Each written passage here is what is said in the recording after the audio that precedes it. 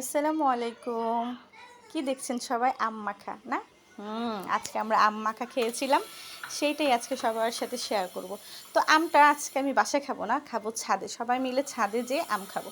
এর জন্য সবাই রেডি হয়ে চলে গেলাম বিকালবেলা ছাদে। কারণ দুপুরে তো অনেক রোদ থাকে, তখন ছাদে যাওয়া হয় না। তো সবাই মিলে চলে যাচ্ছি। তো কারা কারা আমার মতো এমন আম লাভার আছেন অবশ্যই জানাবেন। তো এই দেখেন আমাদের ছাদ, কিন্তু আমরা আজকে এটা আম ভর্তা খাবো না।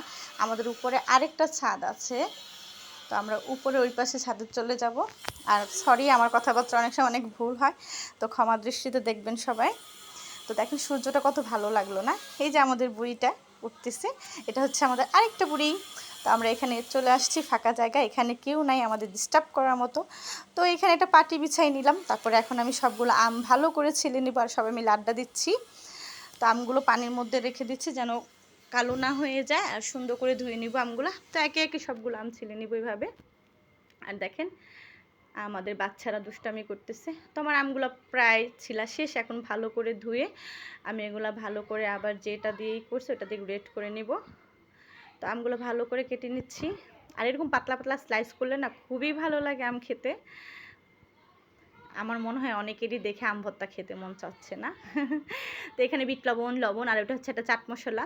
তো এখানে আমি মরিচটা পুড়ে নিয়েছি, মানে পুড়ে নিলে না ভালো হয়। আমরা অনেকে তেলে ভেজে নিই, কিন্তু না, মানে ভর্তা বানাইলে আম ভর্তা বা যে কোনো ভর্তায় দেওয়ার সময় যেভাবে পুড়ে নেন একটা অন্যরকম ফ্লেভার আসে।